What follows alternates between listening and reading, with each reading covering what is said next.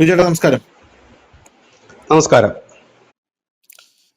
ഇറാനിൽ അവിടെയുള്ള ജനങ്ങളോട് പ്രതിഷേധം തുടർന്നുകൊള്ളൂ, ഞാനിതാ വരുന്നു, നിങ്ങൾക്കുള്ള സഹായം എത്തിക്കഴിഞ്ഞു, ഇപ്പോൾ എത്തി എന്നൊക്കെ പറഞ്ഞു.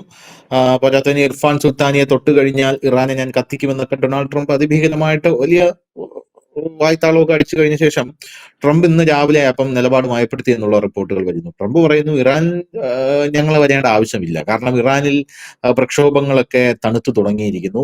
സുൽത്താനിയുടെ കാര്യത്തിൽ ആം, ഒരു എന്താ പറയുക, വളരെ ലൂസ് ആയിട്ടുള്ള ഒരു നയമാണ് അവർ സ്വീകരിക്കുന്നത്. ഞങ്ങൾ അവിടെ വരേണ്ട ആവശ്യമൊന്നുമില്ലെന്നാണ് ഞങ്ങൾക്ക് തോന്നുന്നത് എന്ന് ട്രംപ് മയപ്പെടുത്തിയിട്ടുണ്ട്. അപ്പൊ ഇത് കേട്ട് ട്രംപിന്റെ വാക്ക് കേട്ട് അവിടെ പ്രതിഷേധത്തിനിറങ്ങിയ ആ, ജനം ആരായി എന്നുള്ളതാണ് ചോദ്യം എന്ന് പറയുന്നത്. ഇനി അതും പോട്ടെ, നമ്മുടെ വിഷയം അതല്ല. നമ്മുടെ വിഷയം ഇന്നത്തെ ഗ്രീൻലാൻഡ് ആണ്. നമ്മുടെ ഇന്നത്തെ വിഷയം എന്ന് പറയുന്നത് ഇപ്പോ ട്രംപ് ഗ്രീൻലാൻഡ് എന്തായാലും ടേക്ക് ഓവർ ചെയ്യുമെന്ന് പറഞ്ഞുകൊണ്ട് കുറെ നാളായിട്ട് കിടന്ന് ബഹളം വയ്ക്കുകയാണ്. അമേരിക്കൻ സൈന്യത്തിന് ട്രംപ് എല്ലാവിധ നിർദ്ദേശങ്ങളും കൊടുത്തു എന്ന് പറയുന്നു. പക്ഷെ സൈന്യം അടിച്ചു നിൽക്കുകയാണ് എന്നുള്ള റിപ്പോർട്ടുകൾ പുറത്തു വരുന്നുണ്ട്. എന്തായാലും ഇപ്പോ ഈ ട്രംപിന്റെ അധിനിവേശ ഭീഷണികൾക്കിടയിൽ 6 രാജ്യങ്ങളിൽ നിന്നുള്ള സൈന്യം ഗ്രീൻലാൻഡിന്റെ പ്രൊട്ടക്ഷനായിട്ട് എത്തിത്തുടങ്ങി എന്നുള്ളതാണ് പ്രധാനപ്പെട്ട വാർത്ത. അതായത് നാറ്റോ രാജ്യങ്ങൾ സജീവമായി ഗ്രീൻലാൻഡിന്റെ പ്രൊട്ടക്ഷൻ ഏറ്റെടുക്കുന്നു എന്നുള്ളതാണ് നമുക്ക് മനസ്സിലാകുന്ന കാര്യം എന്ന് പറയുന്നത്. റഷ്യയുടെയും ചൈനയുടെയും വർദ്ധിച്ചു വരുന്ന സ്വാധീനം കാരണം ഞാൻ ഗ്രീൻലാൻഡ് ഏറ്റെടുക്കും എന്നാണ് ട്രംപ് പറഞ്ഞിരുന്നത്. പക്ഷെ ഇപ്പോ നമുക്ക് മനസ്സിലാകുന്നത് ഡെൻമാർക്കിന് കീഴിലുള്ള സ്വയംഭരണ പ്രദേശമായിട്ടുള്ള ഗ്രീൻലാൻഡിനെ സംരക്ഷിക്കുന്നതിനായി അവരുടെ സൈനികരെയും മറ്റു ട്രൂപ്പുകളെയും വിന്യസിച്ചിട്ടുണ്ട്. സ്വീഡിഷ് പ്രധാനമന്ത്രി ഉൾഫ് ക്രിസ്റ്റേഴ്സൺ ആ വിന്യാസം സ്ഥിരീകരിച്ചിട്ടുണ്ട്. സ്വീഡിഷ് പ്രധാനമന്ത്രി രണ്ടാമത് നോർവേ 2 സൈനിക സംഘങ്ങളെ അയച്ചു. സമുദ്ര നിരീക്ഷണത്തിനും രഹസ്യാന്വേഷണ ദൗത്യങ്ങൾക്കുമായി ജർമ്മനി സൈനികരുടെ ഒരു സംഘത്തെ അയച്ചു. സഖ്യകക്ഷി രാജ്യങ്ങളുടെ സംയുക്ത അഭ്യാസത്തിൽ ചേരാൻ ഫ്രാൻസ് ഒരു സൈനിക സംഘത്തെ അയച്ചു. നെതർലാൻഡ്സും കാനഡയും ഈ സൈനികാഭ്യാസത്തിന്റെ ഭാഗമായി എന്നുള്ള റിപ്പോർട്ടുകളാണ് പുറത്തു വരുന്നത്. ഇതിന് അവർ ഇട്ടിരിക്കുന്ന പേരാണ് ഓപ്പറേഷൻ ആർട്ടിക് എൻഡ്യൂറൻസ്. ഇതുമായിട്ടാണ് അവർ മുന്നോട്ട് പോകുന്നത്. ആർട്ടിക് മേഖലയിലെ സമുദ്ര നിരീക്ഷണം വർദ്ധിപ്പിക്കുകയും സുരക്ഷാ ഭീഷണികളെ നേരിടാൻ സൈനിക ഘടനയെ സജ്ജമാക്കുകയും ചെയ്യുക എന്നുള്ളതാണ് ഈ ദൗത്യത്തിന്റെ നീക്കം എന്ന് പറയുന്നത്. പക്ഷെ പാശ്ചാത്യ രാജ്യങ്ങൾ പറയുന്നത് അമേരിക്കയുടെ ആക്രമണം ഉണ്ടായാൽ തടുക്കാൻ എന്നുള്ളതാണ്. പക്ഷെ അത് എത്രത്തോളം ശരിയാണ് എന്ന് നമ്മൾ ചിന്തിക്കേണ്ടിയിരിക്കുന്നു. എന്തായാലും ട്രംപിന്റെ ആ ഒരു ഭീഷണി, അതിന്റെ പിന്നിലെ 2 പ്രധാനപ്പെട്ട സൂചനകളാണ് ഇവർ പറയുന്നത്. ഈ സൈന്യ വിന്യാസത്തിലൂടെ പ്രതിരോധ വിദഗ്ധർ പറയുന്നത് ഈ സൈനിക നീക്കത്തെ 2 തരത്തിൽ നോക്കിക്കാണാം. അതായത് യൂറോപ്യൻ രാജ്യങ്ങളും കാനഡയും ട്രംപിന് ഒരു സന്ദേശം അയക്കുന്നു, ഗ്രീൻലാൻഡിനെ സംരക്ഷിക്കാൻ മുഴുവൻ നാറ്റോയും സംഘടിതരാണെന്ന്. അതായത് ട്രംപ് വരണ്ട, ഗ്രീൻലാൻഡ് ഇപ്പോൾ ചൈനയും റഷ്യയും ഏറ്റെടുക്കാൻ വരികയാണെങ്കിൽ ഞങ്ങൾ സംരക്ഷിച്ചോളാം, നാറ്റോ റെഡിയാണ് എന്നാണ് പറയുന്നത്. ട്രംപ് ഏറ്റെടുക്കാൻ ശ്രമിച്ചാൽ ഡെൻമാർക്കിൽ നിന്ന് മാത്രമല്ല അദ്ദേഹത്തിന്റെ പഴയ സഖ്യകക്ഷികളിൽ നിന്നും അദ്ദേഹത്തിന് എതിർപ്പ് നേരിടേണ്ടി വരും. മറുവശത്ത് ട്രംപ് റഷ്യയോ ചൈനയോ ഭയപ്പെടുന്നുവെങ്കിൽ പരിഹാരം ഗ്രീൻലാൻഡ് കൈവശപ്പെടുത്തലല്ല, മറിച്ച് നാറ്റോയിലൂടെ സൈനിക സാന്നിധ്യം വർദ്ധിപ്പിക്കുകയാണ് എന്നുള്ളതാണ് പ്രധാനപ്പെട്ട കാര്യം എന്ന് പറയുന്നത്. അപ്പോ നാറ്റോ ഇറങ്ങിക്കളിക്കുകയാണ്. ട്രംപ് ഒരു ചെക്ക് വെച്ചപ്പോ കയറ്റി ഒരെണ്ണം വെച്ചിട്ട് നാറ്റോ ആദ്യം അവിടെ സൈന്യത്തെ കൊണ്ട് വിന്യസിച്ചിട്ട് പറയുകയാണ് ട്രംപ് ഏറ്റെടുക്കണ്ട, ഇത് ഞങ്ങൾ നോക്കിക്കോളാം എന്നവർ പറഞ്ഞുകൊണ്ടിരിക്കുകയാണ്. അപ്പൊ ട്രംപ് ഇതിനോടുള്ള പ്രതികരണം എന്തായിരിക്കും എന്നുള്ളതാണ് നമ്മുടെ ചോദ്യം എന്ന് പറയുന്നത്. എനിക്ക് തോന്നുന്നത് 2 ദിവസം മുമ്പായിരുന്നു നമ്മൾ രണ്ടുപേരും കൂടി ഇതിൻ്റെ ഒരു അനാലിസിസിലേക്ക് പോയത്. അന്ന് വളരെ വിശദമായി തന്നെ അതിന്റെ ഭൂപ്രകൃതിയും കാര്യങ്ങളൊക്കെ പറഞ്ഞു. അന്ന് ഞാൻ അതിൽ പറഞ്ഞ ഒരു വാചകമുണ്ട്,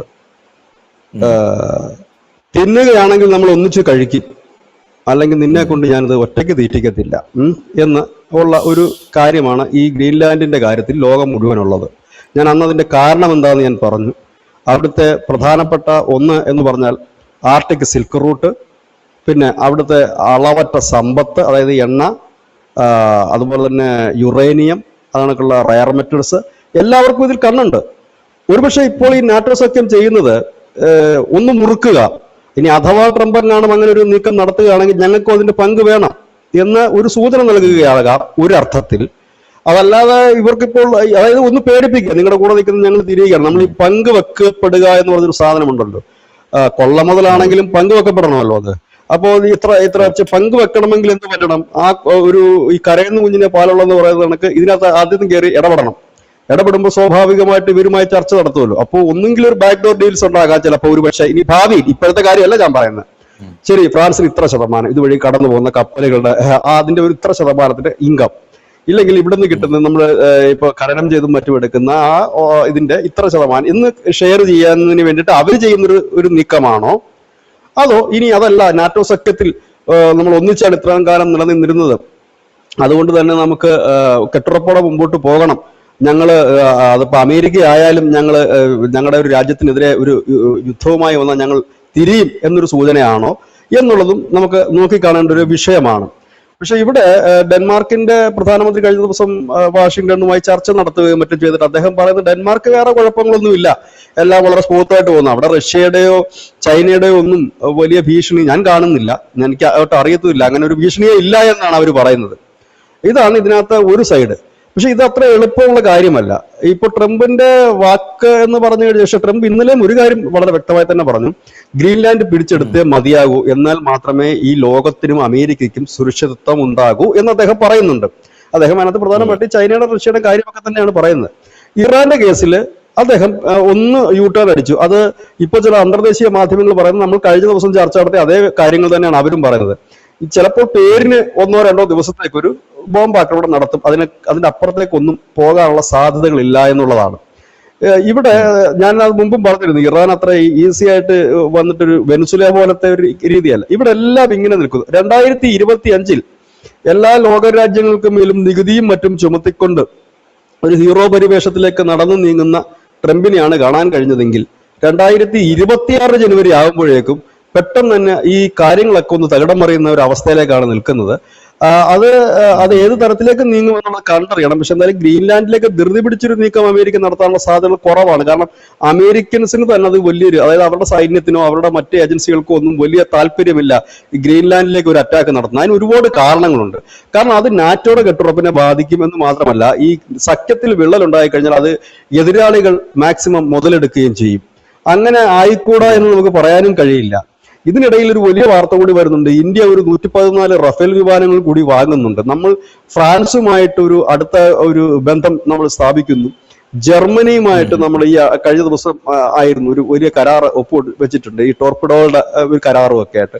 അങ്ങനെ നമ്മൾ ഒരു ഭാഗത്ത് യൂറോപ്യൻ യൂണിയൻ രാജ്യങ്ങളുമായി അടുക്കുന്നു, യൂറോപ്പിലാകട്ടെ ഒരു ഭിന്നത നിലനിൽക്കുന്നു. മറ്റിടത്ത് അതായത് ട്രംപ് പറയുന്നത്, ഞാൻ ഇപ്പോൾ ഇറാനിലേക്ക് കൈ കടത്തുന്നില്ല, ഇപ്പോൾ തൽക്കാലം എന്ന് കരുതിട്ട് ഞാൻ സ്റ്റോപ്പ് ആകുന്നില്ല, ഞാൻ അവർക്കൊരു പിന്തുണ വാഗ്ദാനം ചെയ്തിരുന്നു, ഞാനത് നൽകുക തന്നെ ചെയ്യുമെന്ന് ട്രംപ് പറയുന്നുണ്ട്. അദ്ദേഹം പറയുന്നൊരു കാര്യമുണ്ട്, ഇപ്പോഴൊരു വ്യാപകമായ സംഘർഷത്തിലേക്ക് പോയാൽ അത് മറ്റുള്ളവർ മുതലെടുക്കുമെന്നും കൂടെ അദ്ദേഹം പറയുന്നുണ്ട്. നമ്മൾ കഴിഞ്ഞ ദിവസം പറഞ്ഞ അതേ സാധനം തന്നെയാണ് ഈ പറഞ്ഞു വരുന്നത്. അതായത് അതിലേക്ക് നീങ്ങിക്കഴിഞ്ഞാൽ ഇത് മറ്റുള്ളവർ മുതലെടുക്കും. അപ്പം സ്വാഭാവികമായിട്ട് എന്ത് പറ്റും, ഇത് തക്കം പാതിരിക്കുന്ന ഒരുപാട് രാജ്യങ്ങളുണ്ട്. പക്ഷെ ഇന്ത്യ കണക്കുള്ള രാജ്യങ്ങൾക്ക് അങ്ങനെ യുദ്ധത്തിൽ പോവുകയോ വെട്ടിപ്പിടിക്കുകയോ ചെയ്യണമെന്നൊരു ഉദ്ദേശം ഉണ്ടാകില്ലായിരിക്കും. പക്ഷെ ഇന്ത്യയെ സംബന്ധിച്ചും ഇറാൻ എന്ന് പറയുന്ന ഒരു രാജ്യത്തെ നമുക്ക് നമ്മുടെ ഒരു ഹൃദയമാണ്. കാരണം അത് നഷ്ടപ്പെട്ടാൽ ഇന്ത്യക്ക് ഒരു ആക്സസ് ഇല്ല. അതായത് മധ്യേഷ്യയിലേക്കോ ഇല്ലെങ്കിൽ മറ്റിടത്തേക്കോ പോകും. കാരണം നമുക്ക് ഈ മിഡിൽ ഈസ്റ്റ് രാജ്യങ്ങളിൽ നമുക്ക് ലാൻഡ് ചെയ്യാൻ പറ്റുന്നില്ലെങ്കിൽ നമുക്ക് സർവ്വസ്വതന്ത്രമായിട്ടൊരു സംവിധാനത്തിലേക്ക് പോകുന്ന ഒരു ഇടമെന്ന് പറഞ്ഞാൽ അതേ ഉള്ളൂ. നമുക്കൊരു തുറമുഖം പോലും ഉള്ളത് അവിടെ മാത്രമേ ഉള്ളൂ. അപ്പൊ അതാണ് ഒരു വിഷയം. ഇതിനിടയിലാണ് ഗ്രീൻലാൻഡിന്റെ വിഷയം ഉയർത്തി മുമ്പോട്ട് വരുന്നത്. അതായത് ഒന്നും അങ്ങോട്ട് ക്ലിയർ ആകുന്നില്ല എന്നുള്ളത്. കാരണം അത് മാത്രവുമല്ല, അനുദിനമെന്നും പറയാൻ കഴിയില്ല, അനുനിമിഷമാണ്. രാവിലെ കാണുന്ന വാർത്തയല്ല വൈകിട്ട് കാണുന്നത് എന്നുള്ളതാണ്. ഞാൻ ഇന്നലെ ഒരു രാത്രിയിൽ നോക്കുമ്പോൾ കാണുന്ന ഒരു വാർത്ത ട്രംപ് അയഞ്ഞ വാർത്തയാണ് കാണുന്നത്. എനിക്ക് തോന്നുന്നു ഒരു 3 മണി ആയിട്ടുണ്ടാവും പുലർച്ചെ. അതിനുശേഷം ഞാൻ 4:15 ഞാൻ ഈ ടൈംസ് നൗവിന്റെ അപ്ഡേഷൻസ് നോക്കുമ്പോൾ അതിനകത്തുള്ളത് വ്യോമപാത ഇറാൻ അടച്ചു എന്നാണ്. ഇന്ന് രാവിലെ ഞാൻ ഉറക്കം എഴുന്നേറ്റൊക്കെ കഴിഞ്ഞ് കുറച്ച് കഴിഞ്ഞ് ഞാൻ നോക്കുമ്പോഴത്തേക്കും വ്യോമപാത തുറന്നു എന്നായി. അതായത് എല്ലാം ഒരു മണിക്കൂറുകൾക്കുള്ളിലാണ്. അതാണ് ഞാൻ അനുനിമിഷം എന്നുള്ള വാക്ക് തന്നെ ഉപയോഗിച്ചത്. ഇങ്ങനെ മാറി അതാണ് ഞാൻ ടൈംസ് സഹിതം പറഞ്ഞത്. വേണമെങ്കിൽ ആ വാർത്തകളെല്ലാം ടൈംസ് നൗവിലുള്ളതുമാണ്. അപ്പം ഇങ്ങനെ മാറി പറഞ്ഞുകൊണ്ടേ ഇരിക്കുക. കാരണം എനിക്ക് തോന്നുന്നു നാഷണൽ ന്യൂസിൽ ഏറ്റവും കൂടുതൽ ഓൺലൈൻസിൽ ഏറ്റവും ആദ്യം അപ്ഡേഷൻ നടക്കുന്ന ഒരു നാഷണൽ മീഡിയ ടൈംസ് നൗ ആണ്. ബാക്കിയുള്ളവരെല്ലാം വളരെ ലേറ്റാണ്. മലയാളം മീഡിയ ഒക്കെ അത് വെച്ച് നോക്കുമ്പോൾ ഒരു 6 മണിക്കൂർ 7 മണിക്കൂർ വ്യത്യാസമുണ്ട്. കാരണം ലേറ്റായിട്ടാണ് വരുന്നത്. പിന്നീട് ടൈംസ് ഓഫ് ഇസ്രയേലും അപ്ഡേഷൻ കൃത്യമായി കൊടുക്കുന്ന ഓൺലൈനാണ് ഇന്റർനാഷണൽ തലത്തിൽ. റോയിട്ടേഴ്സ് ബാക്കിയുള്ളവരൊക്കെ അല്പം ലേറ്റാണ്. അപ്പം ഏതായാലും ഇങ്ങനെ വരുന്നു. അപ്പൊ അതിൽ നിന്ന് നമുക്ക് മനസ്സിലാകും. ഞാൻ ഈ ടൈം ലൈൻ പറഞ്ഞത് എന്തുകൊണ്ടാണെന്ന് ചോദിച്ചു കഴിഞ്ഞാൽ ഓരോ മണിക്കൂർ ഇടവിട്ട് ചേഞ്ച് ആകുകയാണ്. ഇന്ന് നേരം വെളുത്തപ്പോൾ ഇപ്പൊ ധനുഷ് ആണ് എന്നെ രാവിലെ വിളിച്ച് പറഞ്ഞത് ഈ ഗ്രീൻലാൻഡിൽ ഇങ്ങനെ ഒരു വിഷയം നടക്കുന്നു എന്നുള്ളത്. അപ്പം രാത്രി 3 മണി, ഇന്ന് പുലർച്ചെ 3 മണി, ഇന്ന് രാവിലെ വിളിച്ച് പറയുന്ന സമയം തമ്മിൽ ഏതാണ്ട് ഒരു 6 മണിക്കൂർ വ്യത്യാസത്തിലാണ് ആകപ്പാടെ ഈ കാര്യങ്ങൾ മൊത്തത്തിൽ ഒന്ന് തകിടം മറിഞ്ഞു പോകുന്നു. അതുകൊണ്ട് തന്നെയാണ് നമ്മൾ പറയുന്നത് സംഘർഷഭരിതമാണ്, എവിടെയും എന്തും സംഭവിക്കാം. മുമ്പ് നമ്മൾ പറഞ്ഞിരുന്നു പഴയ ചർച്ചകളിലൊക്കെ, എവിടെയെങ്കിലും ഒരു തീപ്പൊരി വീഴാൻ കാത്തിരിക്കുകയാണ്, പൊട്ടിത്തെറിക്കാൻ പാകത്തിന് ഒരുപാട് കാര്യങ്ങളുണ്ട്. അതിലൊരു പരിധി വരെ ഇതിന്റെ ഒരു കാരണക്കാരൻ ട്രംപ് ആയിരിക്കുകയും ചെയ്യും. കാരണം അദ്ദേഹത്തിന്റെ ചില നീക്കങ്ങൾ, ഇപ്പൊ ഏതായാലും അദ്ദേഹം ഈ സുപ്രീം കോടതി വിധിയിൽ നിന്ന് അല്പം ഒരു ആശ്വാസം അദ്ദേഹത്തിന് കിട്ടിക്കാണും, ആ വിധി നീട്ടിവെച്ചിട്ടുണ്ട്. അപ്പോ ഇങ്ങനെ നിൽക്കുന്ന ഒരു സാഹചര്യത്തിലാണ് നമ്മൾ പോകുന്നത്. ഈ ഗ്രീൻലാൻഡിന്റെ വിഷയത്തില് ഈ യൂറോപ്യൻ രാജ്യങ്ങൾ ട്രംപിന് നൽകുന്ന ഒരു മുന്നറിയിപ്പാണ്. അതായത് അമേരിക്കയുമായി യുദ്ധം ചെയ്യുമെന്നൊരു മുന്നറിയിപ്പല്ല അവർ നൽകുന്നത്. ഈ നാറ്റോ സഖ്യത്തിനകത്ത് നിങ്ങൾ താൻ പ്രമാണിത്വം കാണിക്കേണ്ട, ഇനി അഥവാ നിങ്ങൾ ഗ്രീൻലാൻഡ് എടുക്കുകയാണെങ്കിൽ ഞങ്ങൾക്കുള്ള ഷെയർ ഞങ്ങൾക്ക് കിട്ടണം എന്നുള്ള രീതിയിലേക്കാണ് അവർ പോകുന്നത്. UK എന്തായാലും നിലവിൽ വന്നിട്ടില്ല. അതിനൊരു പ്രധാന കാരണം എനിക്ക് തോന്നുന്നു റഷ്യയുമായിട്ട് അവർ ക്ലാഷിൽ നിൽക്കുകയാണ്. അമേരിക്കയുടെ സഹായമില്ലാതെ റഷ്യ അടിക്കാൻ കഴിയില്ല. അഥവാ റഷ്യ എങ്ങാനും എന്തെങ്കിലും ഈ അവസരം മുതലെടുത്തുകൊണ്ട് എന്തെങ്കിലും ഒരു അറ്റാക്ക് ചെയ്ത് കഴിഞ്ഞാൽ അമേരിക്കയുടെ സഹായമില്ല. അതുകൊണ്ടായിരിക്കണം UK ഒരു തന്ത്രപരമായ നിലപാടിലേക്ക് ഇപ്പോൾ നീങ്ങിയിരിക്കുന്നത്. ഈ 6 രാജ്യങ്ങളല്ല, ഈ 6 രാജ്യങ്ങളെക്കാൾ കൂടുതൽ രാജ്യങ്ങൾ വരും. അത് ഞാൻ ഇത്ര ഉറപ്പിച്ച് പറയാനുള്ള കാര്യം എന്താണെന്ന് ചോദിച്ചു കഴിഞ്ഞാൽ, റഷ്യ ഉക്രൈൻ വിഷയത്തിൽ റഷ്യയുടെ എണ്ണ വാങ്ങലെന്ന് പറഞ്ഞപ്പോൾ അത് നടക്കില്ല എന്ന് പറഞ്ഞ യൂറോപ്യൻ യൂണിയൻ രാജ്യങ്ങളുണ്ട്. കാരണം അവരെ സംബന്ധിച്ച് റഷ്യയുടെ എണ്ണ വളരെ ലാഭത്തിന് കിട്ടുന്ന ഒരു കാര്യമാണ്. അത് കളഞ്ഞിട്ട് നിങ്ങളെ ചുറ്റി വളഞ്ഞിട്ട് എണ്ണ കൊണ്ടുവരാൻ പറ്റില്ല എന്ന് പറയും. ട്രംപ് അവർക്ക് ഇളവ് കൊടുക്കുകയും ചെയ്തിരുന്ന രാജ്യങ്ങളുണ്ട്. അത്തരത്തിലുള്ള രാജ്യങ്ങളുടെ നിലപാടുകൾ നിർണായകമാണ് എന്നുള്ളതാണ്. ഇതിനകത്ത് ഈ നിഷ്പക്ഷമായിട്ട് നിൽക്കുന്ന UK ഒക്കെ എന്താണ് ഇനി അവരുടെ നിലപാടെന്ന് അറിയില്ല. പിന്നെ ഈ മിഡിൽ ഈസ്റ്റിനെ സംബന്ധിച്ച് പറയുകയാണെങ്കിലും അവിടെ ഇസ്രായേല് വീണ്ടും ഒരു യുദ്ധത്തിന് തയ്യാറെടുത്ത് നിൽക്കുകയാണ്. കാരണം ആ ഇറാന്റെ ഭാഗത്തു നിന്ന് എന്തെങ്കിലും തരത്തിലുള്ള അറ്റാക്ക് വരുമോ ഇല്ലയോ എന്നുള്ളവർ, അങ്ങനെ എല്ലായിടത്തും സംഘർഷഭരിതമായി നിൽക്കുന്നു എന്ന് തന്നെ പറയാം. നമ്മളും അതിൽ നിന്ന് മുക്തരല്ല. അത് നമ്മൾ കഴിഞ്ഞ ദിവസങ്ങളിലൊക്കെ ഡിസ്കസ് ചെയ്തുകൊണ്ട് ഞാൻ അതിലേക്ക് കൂടുതൽ കാര്യങ്ങൾ നമുക്കത് ഡിസ്കസ് ചെയ്യേണ്ട ആവശ്യമില്ലാത്തതുകൊണ്ട്, ഏതായാലും ഗ്രീൻലാൻഡ് ആണ് ഒരു പുതിയ വിഷയം പുകഞ്ഞുകൊണ്ടിരിക്കുന്നത്. അതായത് അനവധി അഗ്നിപർവ്വതങ്ങൾക്ക് മുകളിലാണ് ലോകം ഇരിക്കുന്നത് എന്നുള്ളതാണ്. എവിടെ ആദ്യം പൊട്ടും എന്നുള്ളത് മാത്രമാണ് നമുക്കറിയാനുള്ളത്. അത് പൊട്ടിക്കഴിഞ്ഞാൽ ഡാമേജ് എത്രത്തോളം ഉണ്ടാകും എന്നുള്ളതാണ് നമുക്ക് അറിയാനുള്ളത്. നമ്മളെ സംബന്ധിച്ചാണെന്നുണ്ടെങ്കിൽ ഈ ഹിമാദ്രി എന്നൊക്കെ പറഞ്ഞിട്ടുള്ള ഗവേഷണ സ്ഥാപനങ്ങൾ നോർവേയിലുണ്ട്. ആ നോർവേയും ഇപ്പോൾ ഇതിന്റെ ഒരു ഭാഗമായിട്ട് ഈ 6 രാജ്യങ്ങളിൽ ഒന്ന് നോർവേയും കൂടെ ആണെന്നാണ് മറ്റൊരു കൗതുകകരമായ കാര്യം.